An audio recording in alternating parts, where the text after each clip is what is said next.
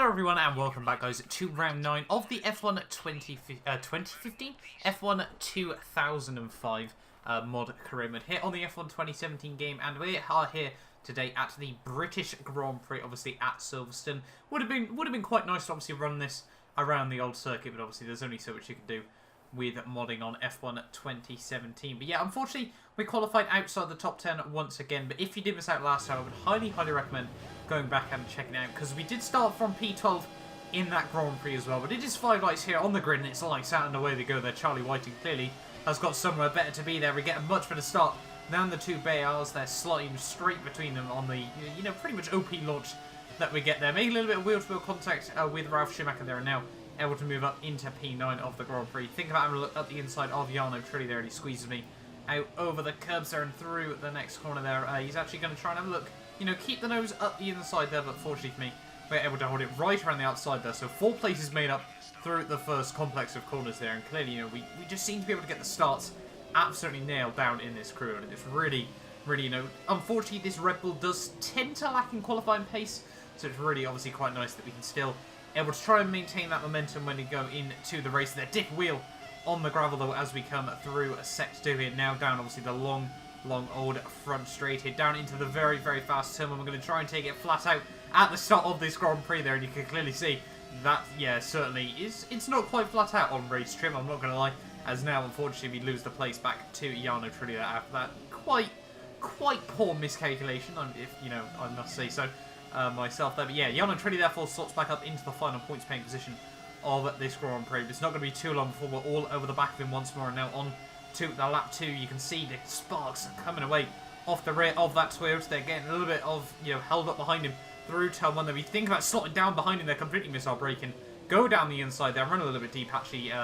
Trulli there actually tried to keep it alongside me there, which unfortunately we did lose in the place to his teammate Ralf Schumacher there. Run massively wide there. The understeer basically meant, you know, that the car was adamant it wasn't making turn 4 there, but still we do keep it on the island there, and now we're back up into P8 of this Grand Prix. And obviously the aim here today is points once more, obviously hoping, you know, in the second half of this season that we can really try and mount a bit of a title challenge to the McLarens. But not going to lie, the pace simply just was not here around this Silverstone Grand Prix circuit there. Mark Webber dives into the pits though on the end of lap 3 of this Grand Prix, very early to be going for his pit stop in this race, as Kimi Räikkönen tied with his teammate Joan Pablo Montoya at the top of the driver's standings there. He'll really want to, you know, try and get a couple of extra points over him in this Grand Prix. And then on towards the end of lap 4 here, and even more cars are diving it down into the pit lane here. Not really too sure, you know, why the AI decided to all pit so early on in this Grand Prix, but it's given me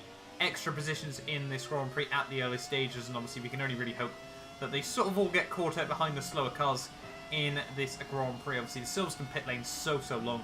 I don't know why it's really 37 miles an hour. It seems a little bit of an odd one there. But up now into P4 of the Grand Prix we go, and hopefully over the next couple of laps we should be able to make a few more positions there. But on towards the end of lap 5 here, and the top 3 are all going to dive it into the pits. So I'm going to be, you know, a bit of a sheep here. I'm going to follow them in. I think, you know, they've clearly got clearly, you know, everyone's on the same wavelength in this Grand Prix, and I don't really want to try and gamble what could be some very good points in this Grand Prix there, you know, trying to stretch out the first, it'd say, far too long, and then losing places back to the Toyotas and the BARs in this Grand Prix there. So coming now down the pit lane there, you can see the McLaren actually gets ahead of me there, but we do successfully hold up the Ferrari and the runner there of Jarno Trulli. And now as we come down into our pit box here, are we going to get off to a good clean stop? It does seem so, and we've actually been able to jump Giancarlo Fisichella there in this Grand Prix there, so that's been a fantastic job by the Red Bull guys. They're pretty damn committed to get me out ahead of the Renault car. They're obviously clearly just getting a little bit held up in the pit lane there, and that means now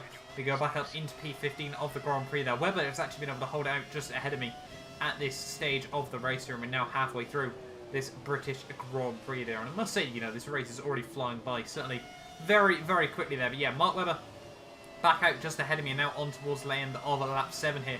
See, more and more drivers think are actually diving into the pit lane, so we should be back out, you know, sort of around the cusp of the points in this Grand Prix. But Webber, oddly enough, decides he's going to dive into the pit lane again there. Not really too sure what that was all about, so we make a little bit of a mistake through the final chicane. But yeah, Mark Webber going for a 2-stop Grand Prix here. At this point of the race, I was sort of hoping, you know, the rest of the AI would, because that would give you a huge chance to score some very, very big points in this Grand Prix. But after all those cars were in the pit lane, then we go back up into P9 of the Grand Prix. But I can confirm there are more cars that do need to make their pit stops as well. You can see on the minimap 1 lap later. I think that's 3 more cars there down in the pit lane, including my teammate Christian Clean. He usually likes to go long in these Grand Prix there. So yeah, that means we're going to go back up into P8, P7 and P6 of this Grand Prix here. So we're definitely looking at a few points on the cards here. But yeah, we've also though got Giancarlo Fisichella still all over the back of me at this stage of the Grand Prix. You know, you can just see in the rear view mirrors there, Giancarlo almost pushing me through turn 4 there, all over the back of this Red Bull car there. And that Renault is, excuse me, it's starting to look a lot quicker at this stage of the season. You know, it's certainly up in the ante there over there at the Renault team there, and they really, you know, they're probably the only team that, well, apart from myself, that really can mount a consistent challenge to McLaren there.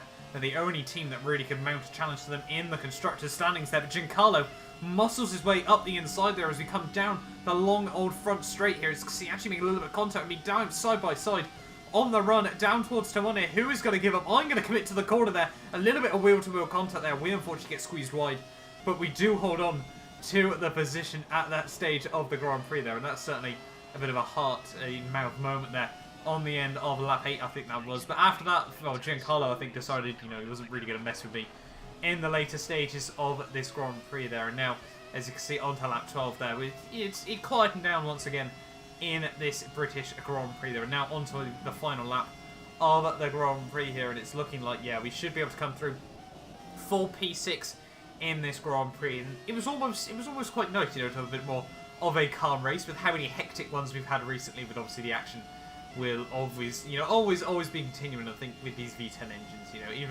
even you know, the slightly less, you know, dramatic races can still have, you know, they still sound awesome. But yeah, Kimi Räikkönen comes through yet to win this British Grand Prix there. Fantastic job by him. Obviously claims the championship lead there, and we're going to come through for P6 at the end of the British Grand Prix there. A pretty damn good result, if I do say so myself there. And yeah, as I said, overall a fairly quiet race, but it's still 6 places made up in that Grand Prix there. Both the BARs, both the Toyotas, Giancarlo Fisichella and Mark Webber there. Obviously, he went on to a bit of a weird strategy in that Grand Prix there. But yeah, overall, that race was pretty damn good. McLaren managed to get both drivers, I think they managed to get both drivers on the podium in the end there. I think actually Joan Pablo Montoya actually had a couple of engine issues towards the end of that Grand Prix, but the pace of the McLaren was just really, you know, no one was going to be able to get within closing distance realistically there. So he was able to hold on for the 3rd place there and only lose like 4 points to his main championship rival, otherwise known as Kimi Räikkönen. Giancarlo probably a little bit gutty, you know, wasn't able to get past me in the Red Bull there, but we desperately need the points if we still want to match challenge to those two McLaren drivers towards the end of this season there. But Michael Schumacher as well, you know, fantastic job by him, actually able to take home P2 in that Grand Prix. We're still yet to see him win a race in this season, but that is actually his best result so far of the season. After I think he actually had his, yeah, he actually got a podium last time at the US Grand Prix as well there. So he's just bettering himself recently.